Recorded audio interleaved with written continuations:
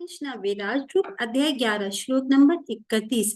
और आज के श्लोक में अर्जुन भगवान के विश्व रूप को विराट रूप जो विलक्षण रूप का दर्शन उन्होंने किया। तो भगवान के अनेक अनेक मुखों में अनेक प्राणियों को उसके भीतर जाते देख अर्जुन बहुत ज्यादा घबरा गए। और इस श्लोक में वह भगवान से इस उग्र रूप का परिचय पूछ रहा है।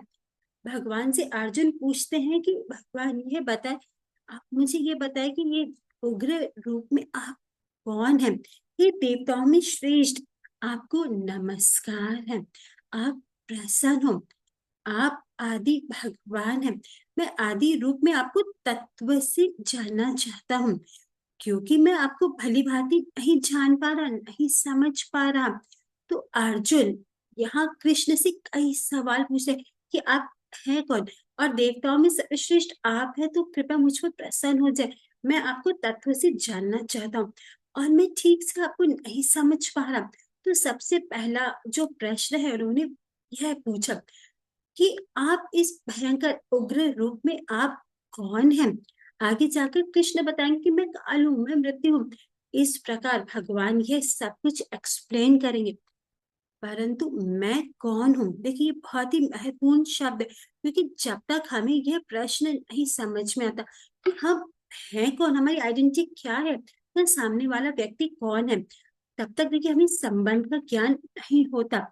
और यदि शांति से बैठकर कोई बुद्धिमान व्यक्ति ये सोचे कि वह कौन है, वह कौन है, वह कहाँ से आया, ये सारा जगत क्या है, तो अंदर से भी परमात्मा रूप से जो भगवान श्री कृष्ण बैठे हैं, वह इसका कुछ ना कुछ उत्तर दे देते हैं। और यदि देखिए जिज्ञासा वाकई अच्छी है, सिंसियर है, तो समझाने के लिए गुरु रूप से, वैष्णव रूप से भी भगवान आते हैं और ग्रंथ रूप से भी भगवान आते हैं। तो इस प्रकार से ईश्वर जो परम चेतन है, जिनकी सत्ता कण कण में है, इस पूरे जगत में या इस पूरे देखिए जगत के बाहर किसी भी काल, किसी भी समय, किसी भी स्थान, किसी के भी मन में कुछ भी प्रश्न उठता है, तो उसकी जानकारी इस परम तत्व को, भगवान को होती है। देखिए सरल शब्दों में उसकी जानकारी भगवान श्री कृष्ण को रहती है। श्री कृष्ण का व्यक्तित्व देखिए बहुत गजब का है। वे एक साधारण जीव की तरह नहीं है, हालांकि दिखते हैं बहुत सुंदर दिखते हैं, लेकिन देखिए जो कॉन्शियसनेस है उनकी, वह पूरे ब्रह्मांड में उनकी शक्तियों के माध्यम से छाई रहती है। और वे सबका भला चाहते हैं और सबके साथ भगवान श्री कृष्ण का संबंध होता है। लेकिन हम अपनी तरफ से भगवान श्री कृष्ण के प्रति इस संबंध को देखिए भूल जाने के कारण नकार देते हैं, और हम अलग अलग प्राणियों के साथ, अलग अलग वस्तुओं के साथ हम अपने संबंध को स्थापित करना चाहते हैं। और देखिए यही यह मुख्य कारण है कि अगर हम दूसरों से संबंध संबंध स्थापित करना चाहते हैं और हम अपने भगवान वाले संबंध को भूल जाते हैं, तो फिर देखिए बहुत मुश्किल हो जाती है। और यदि हम दूसरों के साथ संबंध स्थापित करते हैं, लेकिन सदैव देखिए साथ में हम ये हमेशा याद रखते हैं कि हम भगवान के हैं, हमारा भगवान के साथ संबंध है, तो देखिए उस धारा को ना छेड़ते हुए यदि हम संबंध रखेंगे, तो फिर हम पूरे जगत के साथ संबंध रख सकते हैं।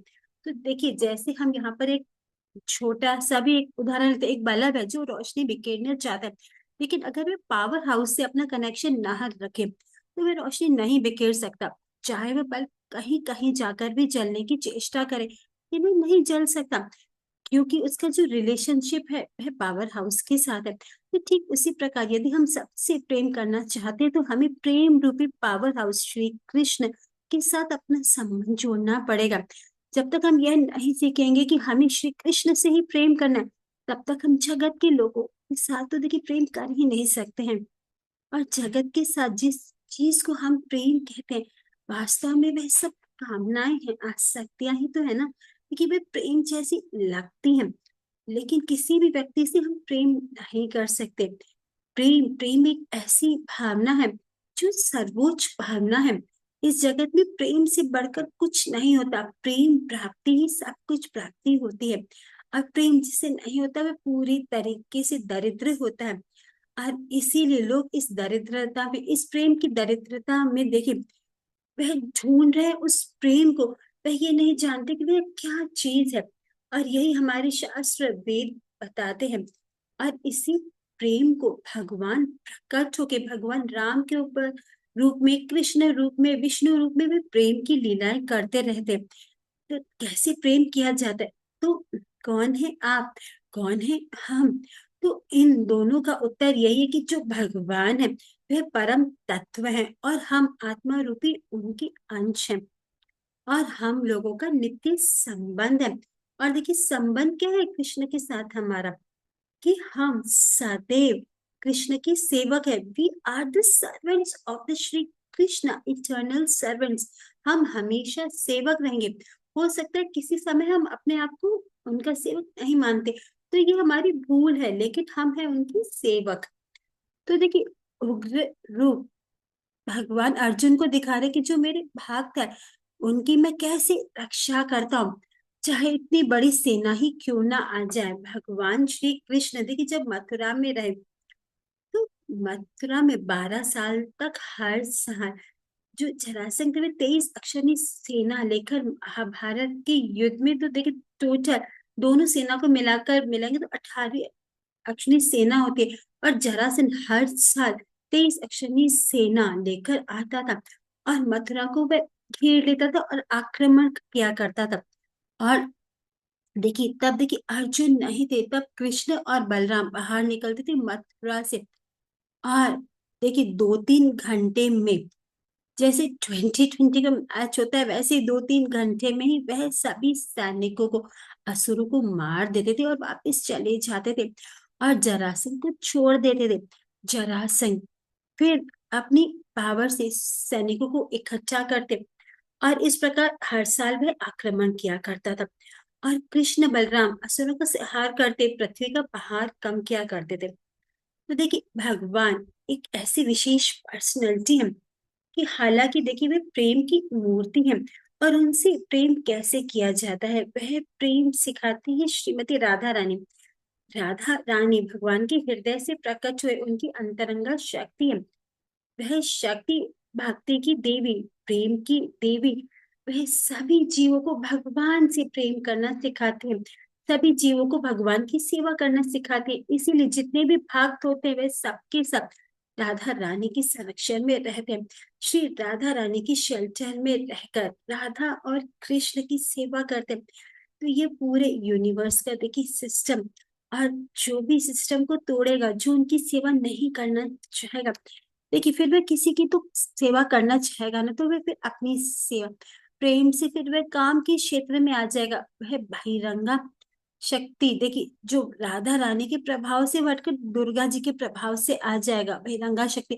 फिर उन्हें ठीक करने की दुर्गा जी को जिम्मेदारी दी जाती है। तो वह प्रेम से कामनाओं के राज्य में आ जाता है, वे सेवाओं के राज्य से भोग के राज्य में, एनर्जी में आ जाता है। तो देखिए इस प्रकार से फिर उसे बहुत सारी समस्याएं आती है। और यहाँ अर्जुन कह रहे कि देवताओं में श्रेष्ठ मैं आपको नमस्कार करता हूँ, आप सभी देवताओं में श्रेष्ठ है। बहुत सारे देवी देवता हैं। और देवी देवता देखिए नॉर्मल जीवात्माएं तो होती हैं जो बहुत अच्छी जीवात्माएं होती हैं, जो पुण्य कार्य करते हैं, जो पाप नहीं करते, तो वे उनके अच्छे कर्मों के कारण भगवान उन्हें देव रूप देते हैं जो स्वर्ग लोक में रहते हैं। बहुत सारी रेस्पॉन्सिबिलिटीज, बहुत सारी सुविधाएं भी देते हैं। लेकिन जैसे उनका पुण्य खत्म हो जाता है तो वापस मनुष्य योनि में ही आ जाते हैं। क्योंकि मनुष्य योनि का महत्व देखिए यह है, क्योंकि मनुष्य योनि से भगवत प्राप्ति होती है, सभी प्रकार के कष्ट सदा के लिए खत्म हो जाते हैं। तो मनुष्य योनि बहुत श्रेष्ठ है। तो भगवान देखिए देवता नहीं, भगवान तो देवताओं के देवता परमेश्वर हैं। देखिए सभी देवताओं को भगवान ने उन्हें सेवा दी है, तो उनकी इच्छा होती है कि भक्ति विनोद ठाकुर जी देखिए क्या कहते हैं कि मैं कीड़ा बनने को तैयार हूँ और वह कीड़ा आपके भक्त के घर में हूँ और मैं आपका दास बन के ही रहना चाहता हूँ। मैं ऐसा देवता ब्रह्मा भी नहीं बनना चाहता जो आपकी सेवा नहीं करते। मुझे वह पोस्ट भी नहीं चाहिए। तो श्री भक्ति विनोद ठाकुर जी जो बहुत बड़े आचार्य हैं देखिए, वह हमें ये सीख दे रहे हैं कि हम लोग की मानसिकता सोच किस प्रकार की होनी चाहिए। देखिए भक्तों की जो दुनिया होती है ना, वह नॉर्मल लोगों की दुनिया से बहुत बहुत सुंदर अलग होती है। भक्तों की दुनिया में द्वेष नहीं होता। भक्तों की दुनिया में कंपटीशन नहीं होता। भक्तों की जो दुनिया होती है उसमें काम, क्रोध, लोभ नहीं होता। भक्तों की जो दुनिया होती है, देखिए ये प्रेम का राज्य है। तो यदि आप हरे कृष्ण महामंत्र जप करेंगे और श्रील प्रभुपाद के इंस्ट्रक्शंस को फॉलो करेंगे, तो आप इस भक्ति की दुनिया में आ जाएंगे। उसी घर में जहां आप रह रहे, इसी घर, इसी शहर में आप देखेंगे कि कैसे आपकी दुनिया ही बदल जाएगी। वही अर्थ है, वही सब कुछ है, वही भारत, वही अमेरिका, वही यूरोप है, जहां भी आप हैं सब कुछ आपका बदल जाएगा। आप नई दुनिया में आ जाएंगे। तो देखिए वह दुनिया कैसे आएगी आपके पास। आपको कुछ एक नियम पालन करने, आपको कोई नशा नहीं करना, जुआ नहीं खेलनी, किसी भी प्रकार का, देखिए हमें मांसाहार नहीं करना है, कोई गलत संबंध नहीं रखने। तो बस हमें ये रूल्स फॉलो करने और हमें हरे कृष्ण महामंत्र की 16 माला का जप हमें प्रतिदिन करना है। तो हरे कृष्ण महामंत्र का जप हर रोज करें। ये भगवान की डिवाइन एनर्जी है, यही भगवान की डिवाइन एनर्जी। देखिए हरे कृष्ण राधा, ये राधा कृष्ण नाम रूप से ये एनर्जी जो हमारे मुख से निकलेगी, तो हम देखेंगे कि हमारी बॉडी में, हमारे माइंड में, हमारे घर में, हमारे एनवायरमेंट में, देखिए ये स्पिरिचुअल फ्रेग्रेंस फैला देगी, हर चीज को स्पिरिचुअल कर लेगी। देखिए वास्तव में ये जादू है, ये मिरेकल है। देखिए आप इसे प्रयोग में लाएं और फिर आप देखिए, देखिए इसका कितना बड़ा प्रभाव है। और अर्जुन कह रहे कि हे भगवान, आप मुझसे प्रसन्न हो। भगवान अपने रूप में, देखिए आत्मा राम है, भगवान किसी से नाराज नहीं हो सकते क्योंकि उनकी पर्सनैलिटी, क्योंकि वो ही आनंद ना। आनंद तो भगवान को एक ही बात है, प्राय अच्छी शब्द है, भगवान आनंद है।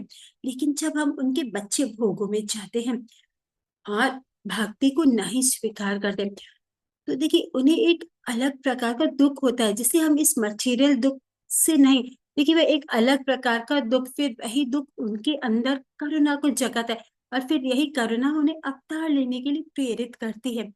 और फिर भगवान अवतार लेकर करुणावश हमें वापस लेकर जाते हैं। तो देखिए ये जो सारा सिस्टम है इस जगत का, यह सिस्टम है। और अर्जुन भगवान से कह रहे हैं कि हे कृष्ण, हे भगवान, मैं आपको तत्व से जानना चाहता हूँ। तो तत्व क्या है, कि परम तत्व, परम सत्य क्या है। तो देखिए जो भगवान की सेवा नहीं करना चाहते, भगवान उन्हें निराकार समझ में आते हैं, उन्हें ब्रह्म कहा जाता है। साक्षी रूप से, परमात्मा रूप से भगवान हृदय में रहते हैं। और देखिए भगवान रूप से, भगवान कृष्ण रूप से, पर्सनालिटी रूप से, श्री कृष्ण जो सुप्रीम पर्सनालिटी है, वे सभी भक्तों के साथ रिलेशनशिप रखते हैं, जीवों के साथ स्टेब्लिश रिलेशनशिप तो देखिए सबके साथ है। लेकिन जब तक हम भक्त नहीं बनते, तब तक भगवान हमारे साथ रेसिप्रोकेट नहीं करते। जो भक्त नहीं बना है उसके साथ भगवान देखिए उसी के कर्मों के अनुसार ही रेसिप्रोकेट करते, अच्छा करते अच्छा मिलता है, बुरा करते बुरा ही मिलेगा आपको। कंडीशंस बदलती रहते हैं और उन्हीं कंडीशंस में देखिए हम वही खाना पीना, फैमिली लाइफ, और इसे हम वो करना चाहते हैं, सेंस एंजॉयमेंट चाहते हैं। तो फिर इसी भावना में हम जीते हैं। पर देखिए इसमें हमें सच्चे आनंद की प्राप्ति नहीं होती, क्योंकि जो सत्य है, परम सत्य है, उनके साथ ही हमारा संबंध नहीं है। देखिए आप समझ रहे हैं ना कितनी बड़ी बात है कि यूनिवर्स की जो सबसे बड़ी ग्रेट पर्सनालिटी है, उनके साथ देखिए हम उनकी फैमिली मेंबर से, तो वह संबंध एस्टेब्लिश करें और अपने जीवन को परफेक्ट बनाए। दिस इज भगवत गीता, यही आपका सत्य है। और इसे ही करने के लिए उस शक्ति ने आपको ये मानव देह प्रदान की है।